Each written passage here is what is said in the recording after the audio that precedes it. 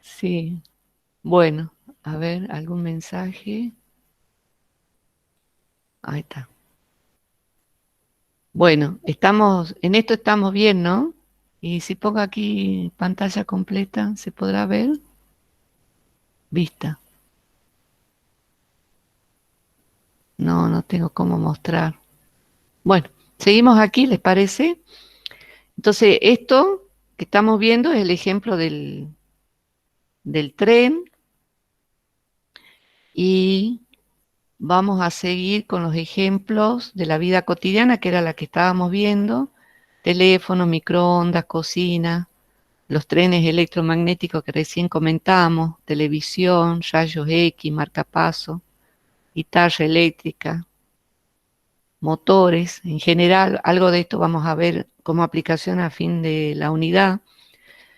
Las tarjetas magnéticas, los detectores de los metales, funcionan como ejemplos de fenómenos eléctricos y magnéticos, ¿no? Que vamos a ver que en realidad son dos caras del mismo fenómeno que es el electromagnético. Seguimos un poquito. También, como dijimos al inicio, se parece mucho el modelo teórico del estudio de los fenómenos magnéticos, obviamente, a los fenómenos eléctricos. Entonces, vamos a hablar de campo magnético, de cómo se entera un imán que está presente otro o que está presente, por ejemplo, un tornillo o un clavo, o hay material ferromagnético, y cómo hace para atraerlo o repeler entre un imán y otro, suponiendo que acercamos dos polos iguales. Entonces decimos que alrededor del imán se establece o podemos pensar que se colocan líneas de campo magnético. ¿Está bien? Entonces estas líneas de campo magnético, ¿sí? Nos están representando la presencia de un imán, de un campo magnético alrededor de un imán. Obviamente también que a mayor línea de campo magnético, mayor intensidad del imán. No es que las líneas existan, las líneas representan la presencia de un campo magnético, que es la propiedad que tiene el espacio alrededor de un imán. Veamos otro ejemplo, pero aquí ya como esquema, ¿no? Entonces tenemos un trozo de imán, un imán, mejor dicho.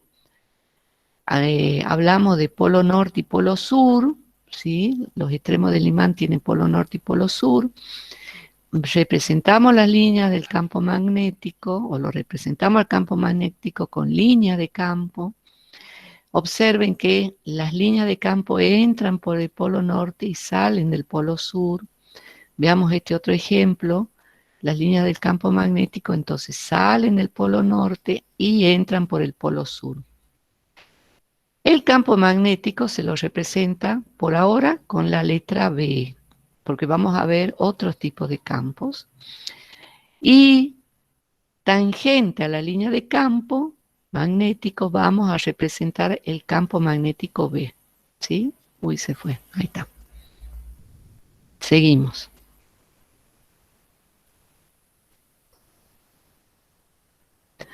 Aquí tenemos de nuevo, esta es una foto del C.R. Szymanski y Ian Friedman, tomo 2. Y de paso les comento que ustedes para seguir digamos, el estudio de este tema, por lo menos de esta primera parte, vamos a seguir el Szymanski, tomo 2, la parte de campo magnético.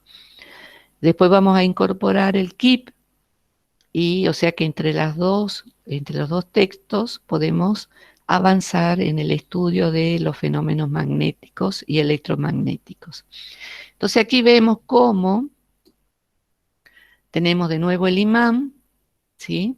Polo norte, se lo suele poner color rojo o verde, y polo sur, que se suele colocar en color celeste o azul. Bueno, en este caso está gris. ¿Está bien?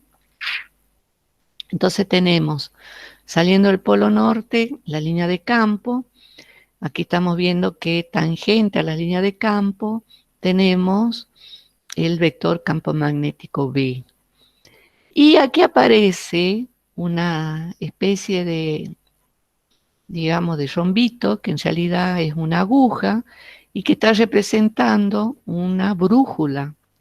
La brújula es uno de los elementos clave que tienen ustedes en, en la carrera. Así que bueno, lo que hace la brújula es indicar el polo norte geográfico. Y vamos a estudiar un poquito más ese tema en un ratito.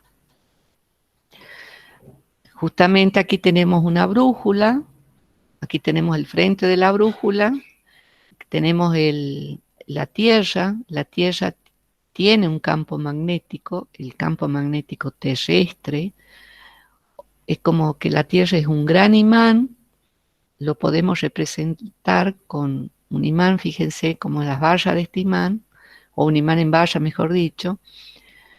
Ahora, si la brújula marca con su flecha roja, su punta roja, el norte geográfico, quiere decir que está siendo atraída por el sur magnético. Entonces, en el norte geográfico de la Tierra, lo que en realidad está ubicado es el sur magnético del campo magnético terrestre.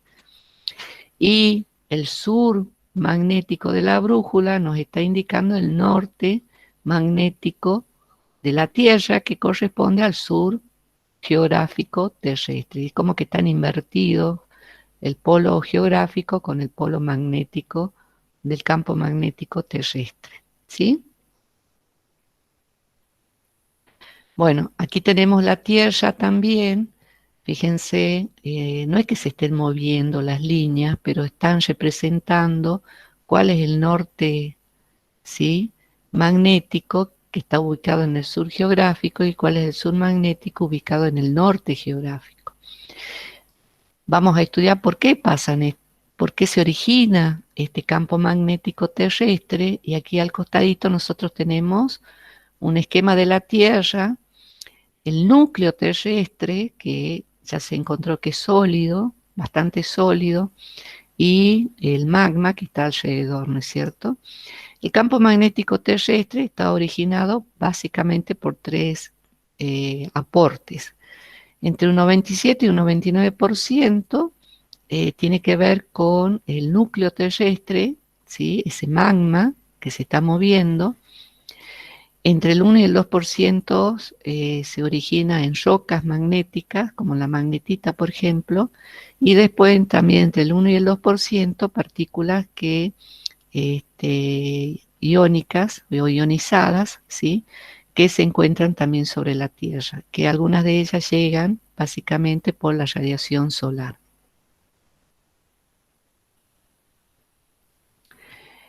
Aquí tenemos de nuevo un imán, pero en vez de tener limaduras de hierro, lo que tenemos son brújulas. Observen desde el polo norte cómo la brújula va indicando, ¿sí? El polo sur magnético, ¿sí? De manera, o sea, que entre un imán y el imán de la Tierra, obviamente, el imán del campo magnético terrestre, que esta valla de imán es más fuerte, entonces las brújulas, las agujas de la brújula se ubican indicando las líneas de campo magnético. De nuevo, las líneas de campo magnético solo son una representación de la presencia de un campo magnético que está presente en el espacio donde está ubicado un imán, ¿sí? O algo que funciona como imán, por ejemplo.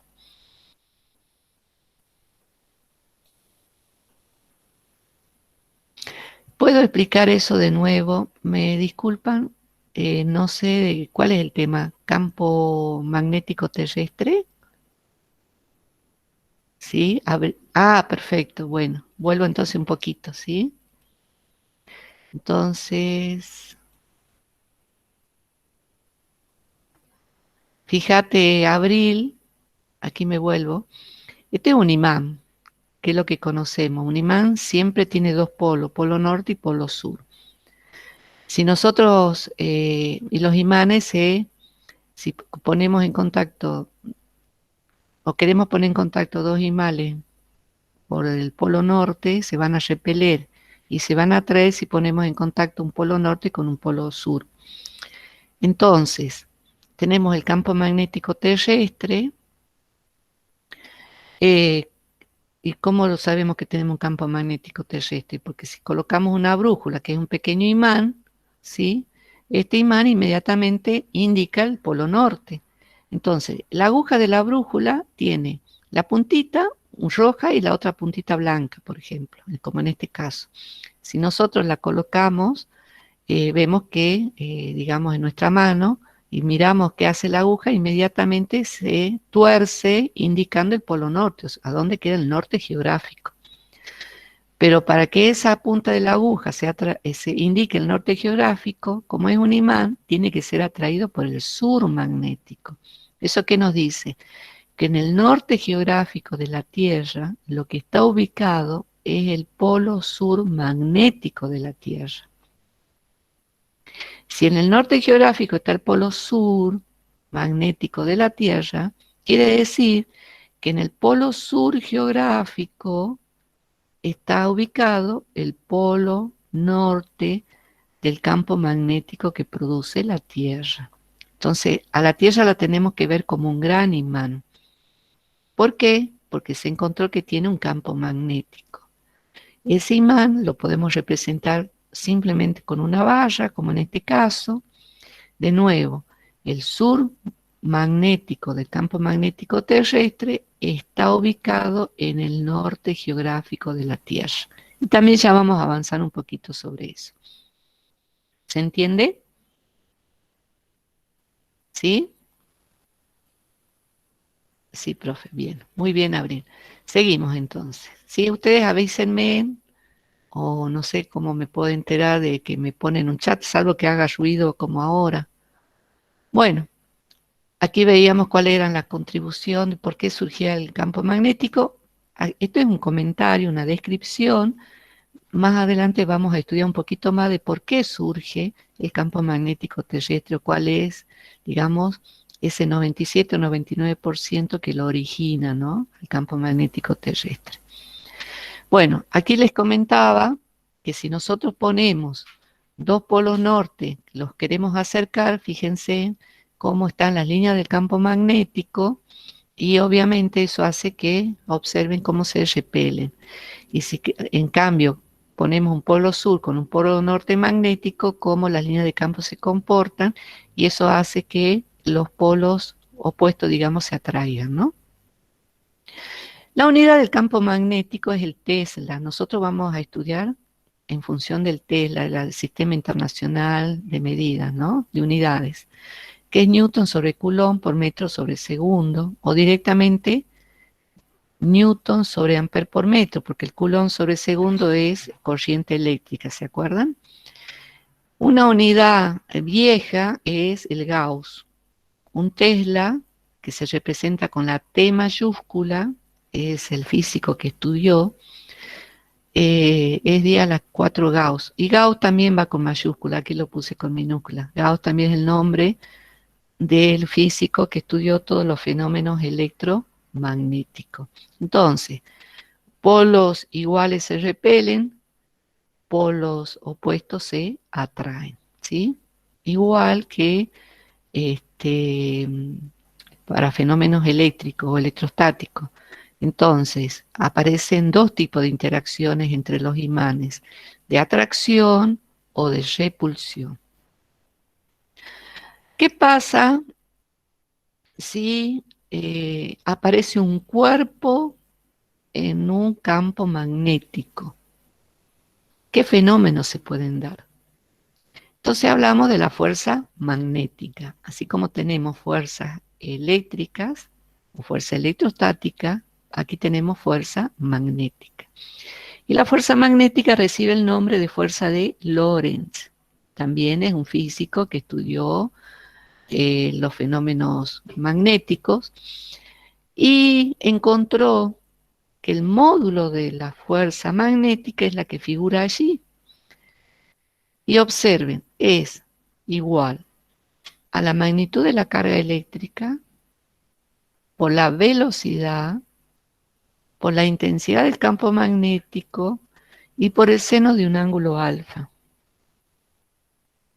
¿Sí?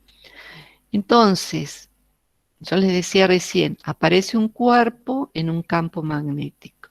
O sea, sí o sí tenemos que tener un campo magnético para que haya un fenómeno de fuerza magnética, de interacción magnética. Pero aparte no solo un cuerpo, sino que ese cuerpo tiene que estar cargado, tiene que haber una carga eléctrica. Si no hay una carga eléctrica, fíjense, si el cuerpo no está cargado, ya sea en forma positiva o negativa, no hay fuerza magnética. La otra condición es que haya velocidad, o sea, que esa carga aparte se mueva. Entonces, tenemos varias condiciones, que un cuerpo esté cargado eléctricamente, que esa carga se esté moviendo en la presencia de un campo magnético B, y encima se multiplica por el seno del ángulo alfa. Alfa, ¿sí?, es el ángulo que hay entre la velocidad y el campo magnético. Aquí lo tenemos representado. Aquí tenemos una carga, en este caso positiva, puede ser un protón. Tenemos que esa carga se mueve ante la presencia de un campo magnético B con una determinada velocidad B. Y esta expresión, si ustedes recuerdan de matemática, es el módulo del producto vectorial entre dos vectores. Entonces, ¿cuáles son las magnitudes vectoriales? La velocidad y el campo magnético. Entonces, vamos a tener que la fuerza magnética es un vector que se obtiene de multiplicar vectorialmente la velocidad de una determinada carga Q por el campo magnético B. Y siguiendo las reglas de la mano derecha, acuérdense, con el pulgar indican la dirección de la velocidad B y el sentido, con el índice indican el campo magnético B, dirección y sentido. Y con eso arman el plano donde está ubicado la velocidad y el campo magnético B, y con el dedo mayor, perpendicular a la velocidad y al campo magnético B, indican la fuerza. Observen que, en este caso, como dijimos, la carga es positiva. Si la carga fuera un electrón o estuviera cargada negativamente, la fuerza inmediatamente ya no indica hacia arriba, no tiene sentido hacia arriba, sino va a tener un sentido negativo hacia abajo. ¿Está bien? ¿Por qué? Porque la carga es negativa. Entonces el efecto de la carga va a ser indicar si la fuerza va hacia arriba o hacia abajo. En este caso, siempre perpendicular al plano determinado por la velocidad y el campo magnético B. ¿Sí? Entonces, la fuerza magnética se tiene que dar siempre o se produce siempre que haya un cuerpo cargado eléctricamente que se esté moviendo ante la presencia de un campo magnético B. ¿Qué pasa si la velocidad es perpendicular al campo magnético? O sea, si ingresa la carga en forma paralela a B. Bueno, alfa en ese caso vale 0, tampoco va a haber fuerza magnética.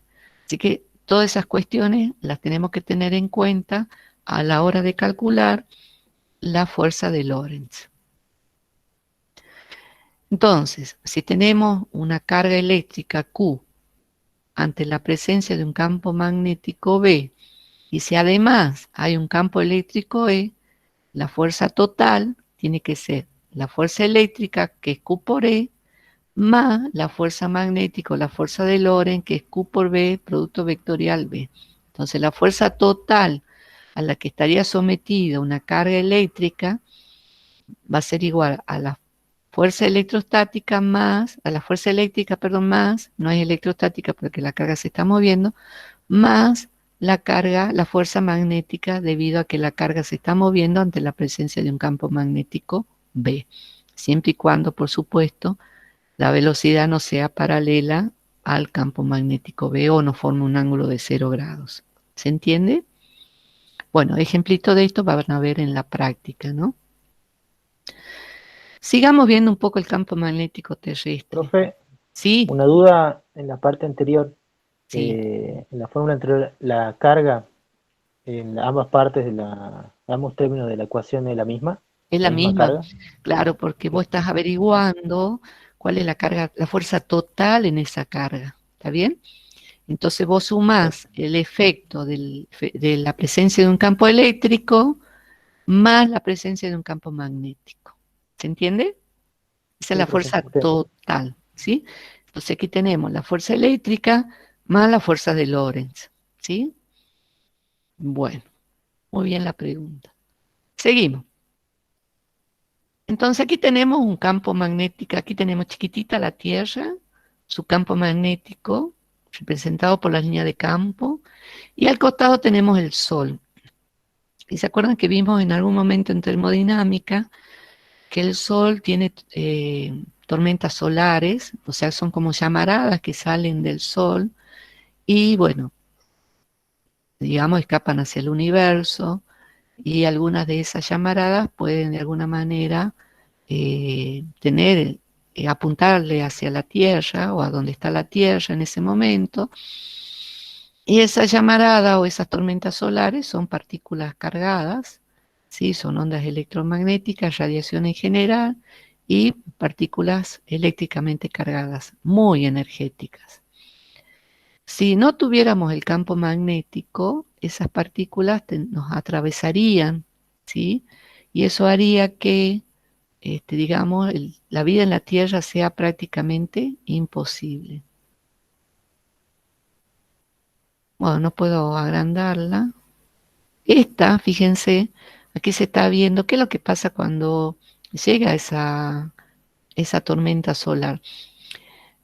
Esas partículas son atrapadas por el campo magnético terrestre. Observen que al actuar una fuerza magnética sobre la partícula, yo me voy a volver un poquito atrás, fíjense, la fuerza magnética es perpendicular a la velocidad. ¿Qué ocurre cuando la fuerza magnética es perpendicular a la velocidad? Que inmediatamente una partícula comienza a describir una trayectoria que es una circunferencia, si es perfectamente perpendicular. Si hay aparte una fuerza que va aumentando, va haciendo que varíe la velocidad, bueno, eso significa que hay un desplazamiento.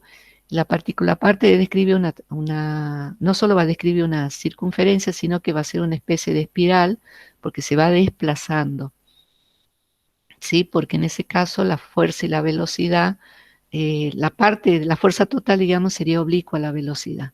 Y eso trae como efecto este fenómeno de que se describe una trayectoria que es una especie de espiral y se frenan aquí en el norte geográfico, que es el sur magnético, o en el sur geográfico, que es el norte magnético. Y al frenarse liberan radiación y o esas partículas chocan con la atmósfera y ahí también liberan radiación porque cambian la velocidad. Eso lo vamos a estudiar un poco más en ondas electromagnéticas, pero es un poquito lo que vimos en óptica, en física 1, y obviamente al liberar radiación, y si esto está en el intervalo de la luz, lo vamos a ver como con colores, ¿sí? Que es lo que se observa en el polo norte o en el polo sur, ¿no?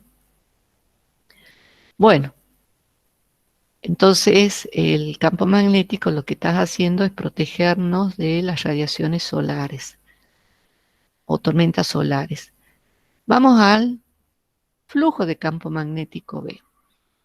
En forma análoga al flujo del campo magnético, del campo eléctrico E, vamos a definir el flujo de campo magnético como la integral a través de una superficie del campo magnético por diferencial de S y el producto que hay entre el campo magnético B y el diferencial de superficie es un producto escalar. Entonces el flujo de campo magnético B tiene como resultado un número. Aquí abajito tenemos, fíjense, las líneas del campo magnético, tangente a esa línea, obviamente está el campo magnético B, y si colocamos una superficie perpendicular a esa superficie, si es muy chiquito un diferencial de S, vamos a tener el vector diferencial de S. Y si nosotros queremos a lo largo de toda la superficie S, vamos a primero multiplicar B por ds, vamos a hacer la integral en toda la superficie S, y vamos a calcular. Suponiendo que B es constante, que S no cambia y que el ángulo entre B y S también es constante, el flujo, en este caso del campo magnético, es B por S por el coseno de tita. Básicamente, igual que en flujo de campo eléctrico, lo que calcula el flujo de campo magnético es la cantidad de líneas de campo que atraviesan la superficie. ¿Sí? En este caso, la superficie S. Bueno, aquí tenemos más ejemplos. Entonces tenemos el flujo magnético que atraviesa la superficie en un circuito cerrado. Depende de los siguientes factores. De lo que habíamos dicho recién, de la intensidad de campo, del área y de la orientación que tiene el campo magnético B con respecto al diferencial de S, al vector superficie. ¿Sí? Fíjense, en el primer caso tenemos una superficie que es perpendicular a la línea de campo magnético o al campo magnético. En ese caso el flujo es máximo, que es el primer caso que aquí también tenemos. Después, cuando colocamos la superficie de manera oblicua, ya disminuye la cantidad de flujo. Fíjense, si la superficie es perpendicular a B, hay el ángulo de 90 grados, el flujo vale cero, o sea que ahí no hay flujo de campo magnético. Y bueno, aquí aparece de nuevo el campo magnético oblicuo a la superficie, ya empieza a aparecer flujo. Y aquí tenemos un campo que va en sentido contrario al inicial, pero el flujo es máximo, ¿no es cierto? Porque todas las líneas de campo atraviesan toda la superficie. Profe, Sí, a mí me quedó la duda, el amarillo sería la superficie, ¿verdad? Las líneas sí, verdes son las líneas de campo. correcto. Sí, sí, sí. Lo amarillo es la superficie S, ¿sí? Dividida en pequeñas superficies diferencial de S. Si integramos en toda esta superficie amarilla, Me da vamos a la tener S, ¿sí? Vamos a las unidades. La unidad de flujo es el Weber. Eh, que Tesla por metro cuadrado. sí, lo que yo quiero poner, y aprovecho que estoy aquí, ¿cómo se escribe el Weber? El Weber, a ver, voy a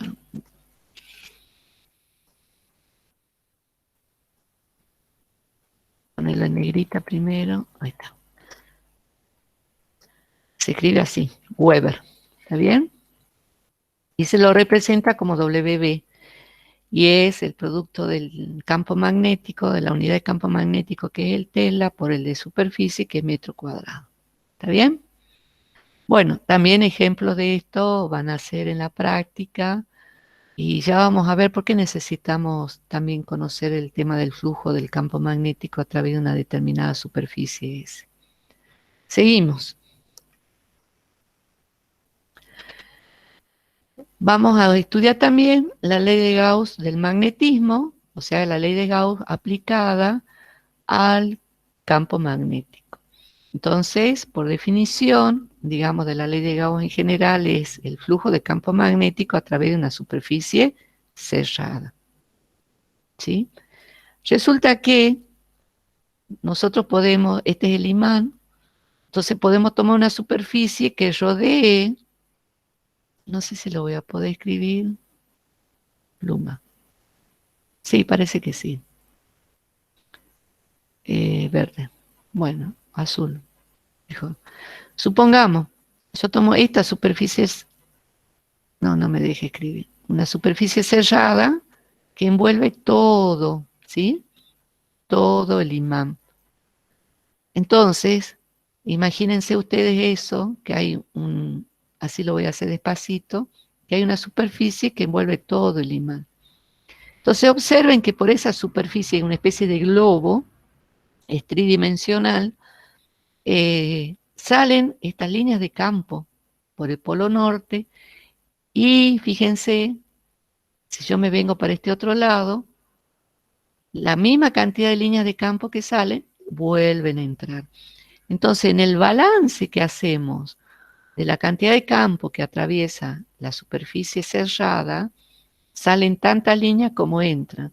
Entonces, el balance es 0 Weber. Eso significa que no hay flujo total, o mejor dicho, que el flujo neto vale 0 a través de un imán. Entonces ustedes me pueden decir, bueno, hagamos una cosa, profe. No lo pongamos al imán completamente adentro de esta superficie cerrada. Lo pongamos de manera de tomar, supongamos, la mitad o una parte del imán, como está en este caso. ¿Qué sucede? Sucede que cuando se parte un imán, inmediatamente queda convertida cada parte en otro imán. Eso significa que si nosotros tomamos una superficie que solo toma la mitad del imán, no es que solo agarre el polo sur, no. Vuelvo a tomar, como está en este caso la figura de la izquierda, esta superficie que está aquí en línea de punto, ¿sí?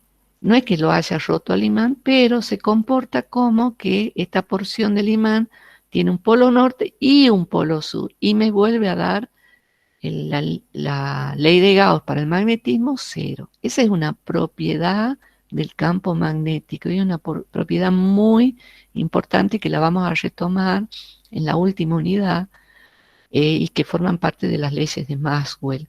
Entonces, ¿y cuál es esa propiedad?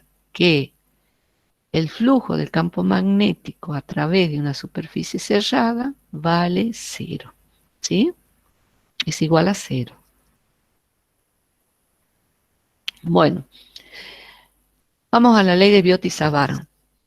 En la ley de Biot y Savart vamos a tener dos expresiones. Una, que es la que vamos a ver hoy, que es la expresión diferencial, y la segunda va a ser una expresión para cada situación que estemos estudiando. ¿Qué encontró Biot y Savart? Y esto primero lo inició Oersted, un físico que les explicaba a los estudiantes que no tenía nada que ver los fenómenos eléctricos con los magnéticos, y resulta que se le cayó la brújula e inmediatamente al estar cerca de un conductor, de un cable por el cual estaba circulando corriente eléctrica, inmediatamente la brújula se movió, con lo cual Oersted terminó la clase y dijo, bueno, nos vamos a investigar este tema. Y después apareció Biot y Savart por otro lado, y hay otro más, hay un estadounidense, y todos llegaron a la conclusión que tienen que ver los fenómenos eléctricos con los magnéticos. Y bueno, ¿y cuál es esa relación? Y esta es una ley empírica, básicamente. Esta relación dice que, observen, a ver, pone rojo. Fíjense, esto que está en lila es un conductor, ¿sí? Por el cual está circulando una corriente I. Tomamos una porción de ese conductor, o sea, observamos qué pasa con esta porción, solo la aislamos para su estudio.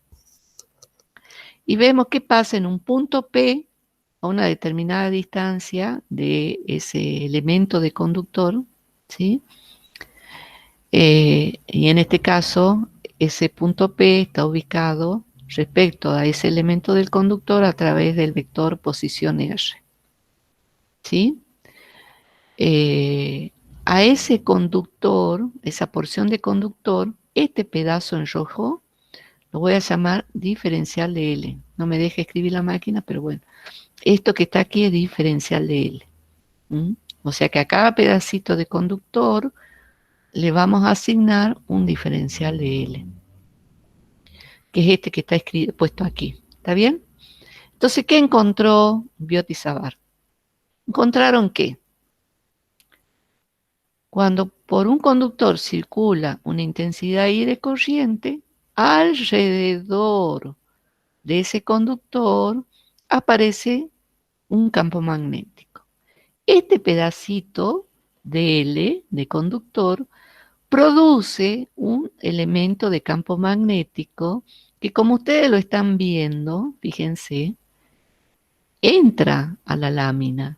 O sea que le estamos viendo la cola al vector diferencial de B, a la flecha que representa diferencial de B. Como estamos en un plano, lo represento con una cruz.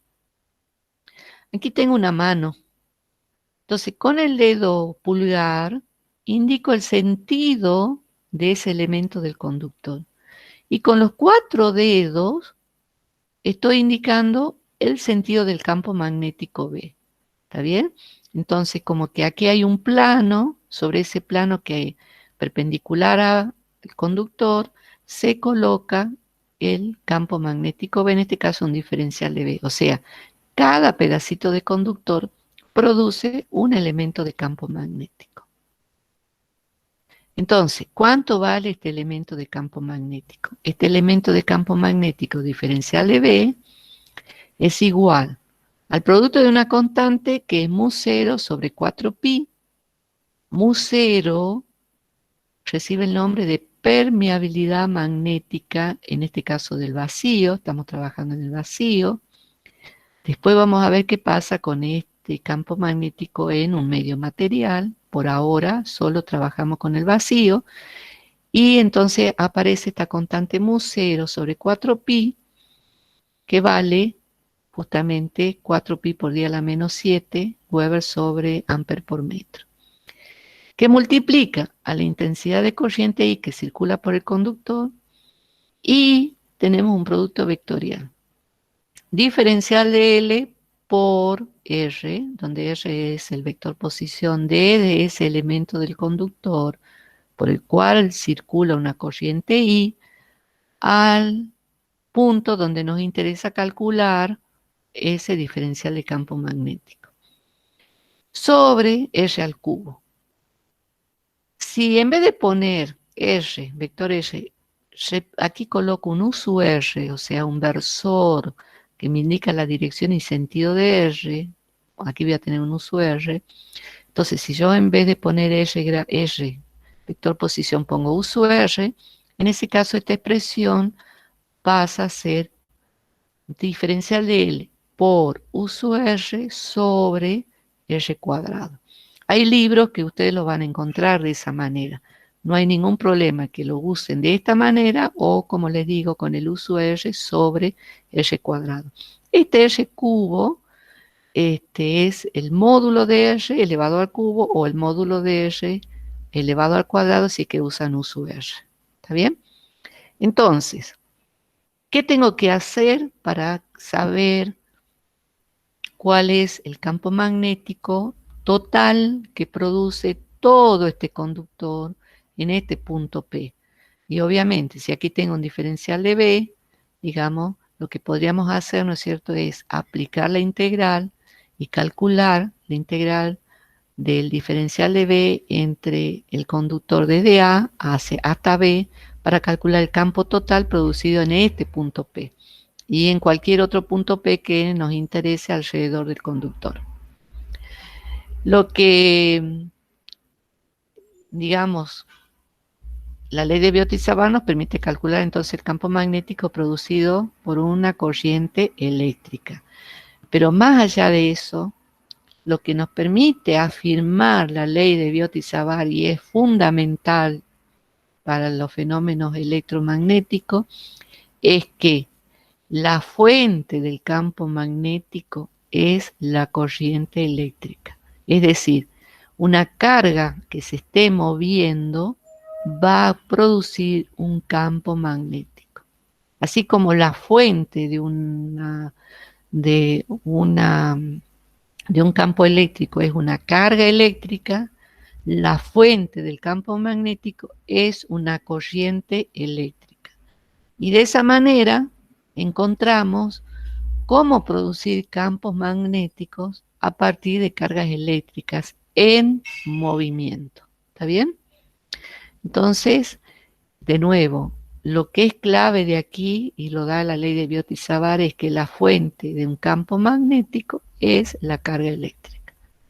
Entonces, esta sería, digamos, la expresión diferencial. Esta expresión Una vez integrada, nos permitiría calcular cualquier campo magnético producido por una determinada corriente eléctrica a lo largo de un determinado conductor, que tenga la forma que nos interese encontrar.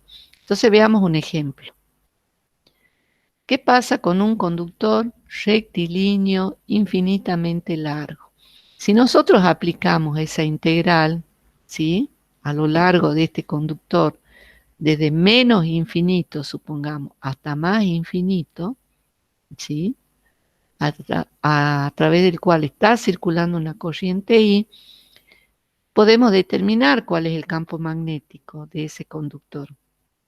Y ese campo magnético es igual a mu0, la permeabilidad magnética, por la intensidad de corriente sobre 2pi por R, donde R, observen, es la distancia que hay desde el punto que nos interesa al conductor. No es el vector posición R que vimos recién, sino es la distancia desde el conductor al punto que nos interesa calcular la intensidad del campo magnético.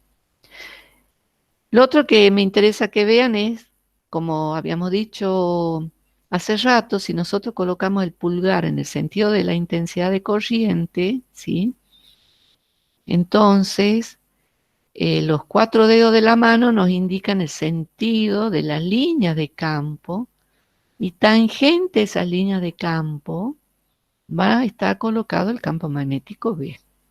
Entonces aquí tenemos la línea de campo en la primera figura, y en la segunda tenemos como tangente a esa línea de campo podemos calcular el vector o representar el vector campo magnético B a una distancia R, ¿sí? Y aquí tenemos un esquema de qué haría una brújula o brújulas colocada de manera perpendicular en un plano a un conductor rectilíneo infinitamente largo, ¿sí?, por el cual circula una corriente. Aquí dice una intensidad de corriente distinta de cero. Entonces observen cómo se colocan las brújulas indicando, ¿sí?, el sentido del campo de las líneas de campo magnético. Por eso es que podemos representar, ¿sí?, esto que está aquí en la primera figura, nos está indicando lo que nos está diciendo la brújula, cuáles serían las líneas de campo magnético.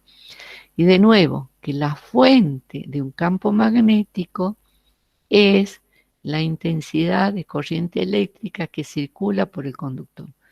Hay otras formas de conductores que también la vamos a ver en la práctica. Este es el caso, entre comillas, un poco más sencillo, ¿no? Y hay toda una demostración para calcular el campo magnético alrededor de un conductor, en este caso, rectilíneo infinitamente largo, para evitar los efectos de los extremos, ¿no? Bueno. No sé si se va a ver. A ver, yo lo pongo en pantalla completa. ¿Ustedes ven ahí? Díganme por favor si se ve. ¿Se está viendo la pantalla completa? No, profe. ¿No? Bueno, porque aquí tenía un video que está puesto en la plataforma, ¿sí? Y lo más grave es que venían varios videos. Bueno, no importa. Este video, que es de cómo se origina el campo magnético terrestre, ¿sí?, y tiene que ver con la circulación del magma en el interior de la Tierra. A ver si lo tengo a mano y a ver si desde ahí se lo puede compartir.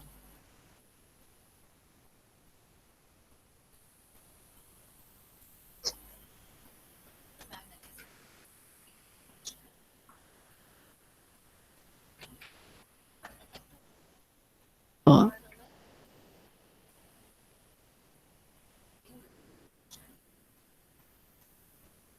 Sí, no lo puedo compartir porque se me va, a ver, empieza a funcionar solo. Bueno, lo dejemos así nomás. Seguimos nosotros con la clase. Lo pueden ver en la plataforma, ¿no? Volvamos al campo magnético terrestre. Entonces, de nuevo, ¿qué pasa con...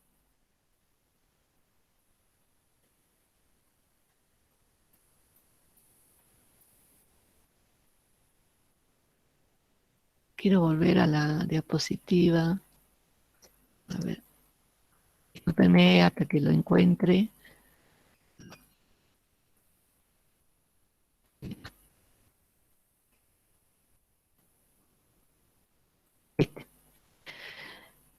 Nosotros dijimos que entre el 97 y 99% del campo magnético terrestre se origina por las corrientes eléctricas en el corazón, en el centro de la Tierra.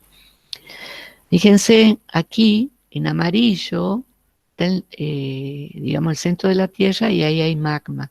El magma está a una altísima temperatura y está desplazándose. Como está a una alta temperatura, el magma está formado por iones, ¿sí? Y se habla de corrientes convectivas, ¿se acuerdan de termodinámica? ¿Eso qué significa?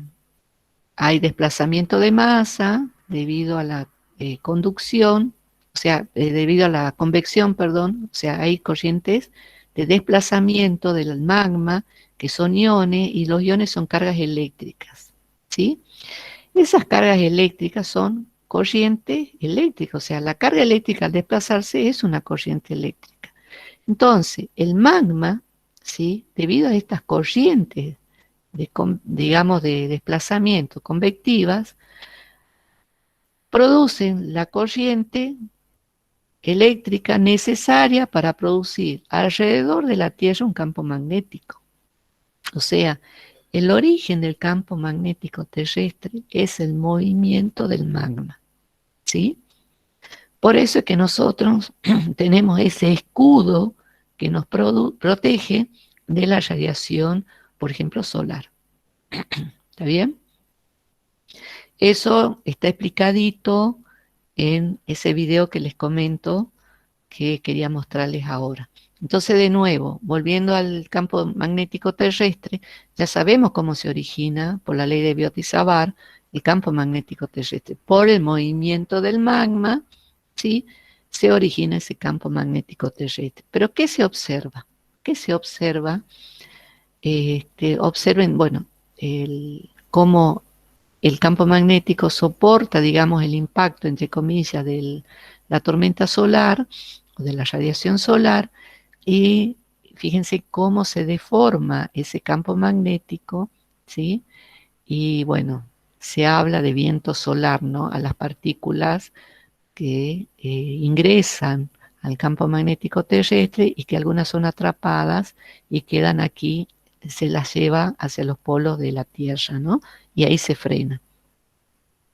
Aquí tenemos de nuevo el campo magnético terrestre, pero tenemos otra cuestión, que no necesariamente el eje del campo magnético terrestre coincide con el eje del norte-sur geográfico, ¿sí?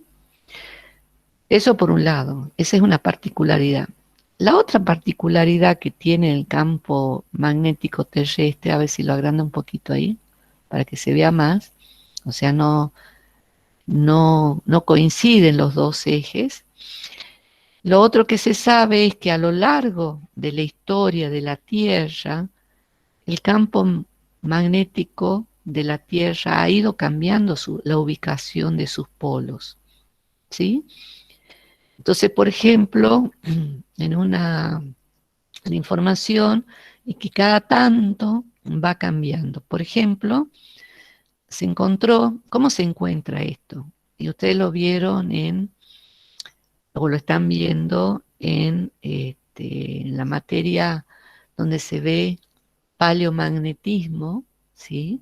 Entonces, cómo a través de los datos de la posición del suelo, de algunas partículas del suelo, nos permiten indicar cuál fue la posición de los polos magnéticos a lo largo de la historia de la Tierra, ¿sí? Eso se llama paleomagnetismo. Entonces, por ejemplo, La identificación entre los polos geográficos y los polos magnéticos se conservó solo por 440 años. Eso en base a datos del Mar Negro. Después volvieron a invertirse durante los siguientes 270 años con docenas de reversiones, abortadas también conocidas como excursiones durante los últimos 780.000 años. ¿Qué significa eso? Que el campo magnético, digamos, en función de si pensamos o observamos los polos de ese campo magnético, se han ido moviendo. ¿Está bien? En algunos casos se cambiaron directamente, se revirtieron o quedaron igual, pero en distintas posiciones. Veamos lo siguiente. Esto es lo que está haciendo el campo magnético, ¿sí?, del polo norte, o sea, del polo norte geográfico, que sería el sur magnético. Afectan, y que obviamente están afectando a satélites y naves espaciales. Fíjense, lo voy a agrandar un poquito a ver si puedo. En 1840, la posición del polo magnético, del polo norte magnético, ¿sí? 1840, 1920, 1960, 1980, 2000 y 2019. El polo norte, en el norte geográfico, se ha ido moviendo desde Groenlandia hasta, está en este momento al norte, en esta posición, y apareciera ser que se va como en línea recta moviendo hacia Siberia. ¿Está bien?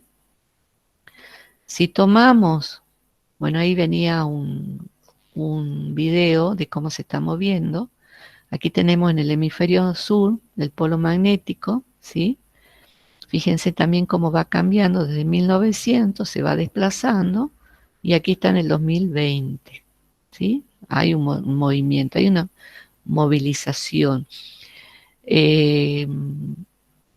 Llegó a moverse hasta 60 kilómetros por hora, en este momento se está moviendo a 40 kilómetros por hora en el norte geográfico. Y se preguntaban por qué hay ese cambio de velocidad. Y bueno, parece que hay una explicación, o sea, aparte de, digamos, no es que todo el magma se mueva como una sola corriente eléctrica, sino que hay como un flujo del magma, como que hay un chorro en particular que no sigue, digamos, todo el movimiento del magma, y eso estaría produciendo cierta lentitud en el cambio de los polos. ¿Está bien? Lo que sí se observa, y que todavía no hay una explicación, es que entre el sur de África y la América del Sur está habiendo una especie de anomalía del campo magnético.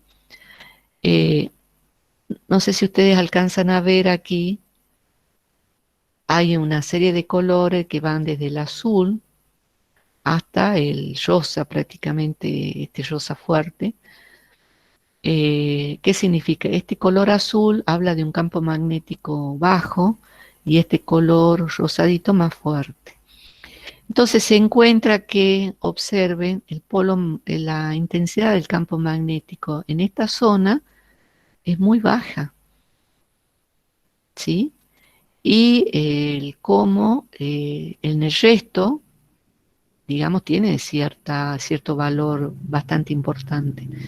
No se sabe todavía cuál es la causa, se está investigando. Sí se sabe que se está produciendo esto. Actualmente son 3 satélites SWARM enviados por, si yo entiendo bien, por la Agencia Espacial Europea, son los que están monitoreando el campo magnético. ¿Por qué? Porque los GPS funcionan con la información que les dan los satélites, ¿sí? Y los satélites se van posicionando tomando como información el campo magnético terrestre. Y si ese campo magnético va cambiando de posición con respecto en relación a sus polos, norte y sur magnético, obviamente ese cambio del polo hace que se modifiquen los parámetros con los cuales los satélites pueden interpretar información y mandar a la Tierra. Entonces está saliendo permanentemente mapas del campo magnético terrestre modificados, que son los que van tomando esos satélites para poder después alimentar los datos de los GPS y poder dar las posiciones de la mejor manera o con la mejor precisión posible. ¿Está bien? O sea que estas anomalías, por ejemplo, por un lado del movimiento de los polos, y en este caso esta anomalía que hay ubicada entre Sudamérica y África del Sur, también están produciendo alteraciones en los datos de los GPS, ¿sí? Y tienen que ser monitoreados. Bueno, les voy a subir este video también, donde se ve cómo va cambiando desde 1914, está el video informado de cómo se produce la alteración de esa anomalía, y que bueno, obviamente, como ustedes tienen unas técnicas que se llaman prospección geoeléctrica y geomagnética. La geomagnética obviamente va a ser también afectada en función de estas alteraciones o anomalías que tiene el campo magnético terrestre. Y aquí en este otro video, que tampoco lo podemos ver, pero si ustedes ven puntitos blancos, fíjense, estos puntitos blancos es el impacto de la radiación solar en la superficie terrestre. Observen cómo, digamos, dentro de lo esperado, en los polos norte y sur geográfico, se ven los puntitos blancos, porque, digamos, es como llega la radiación desviada, de alguna manera, por el campo magnético. Y en esta zona de anomalía, cómo estos puntitos aumentan.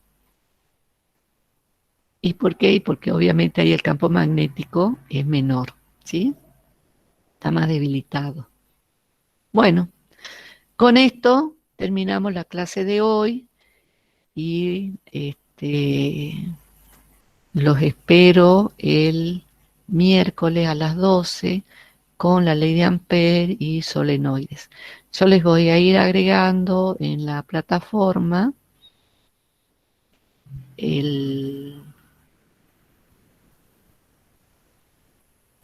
los videos, esto para que ustedes puedan acceder, ¿sí? Ya que hoy no pudimos hacerlo.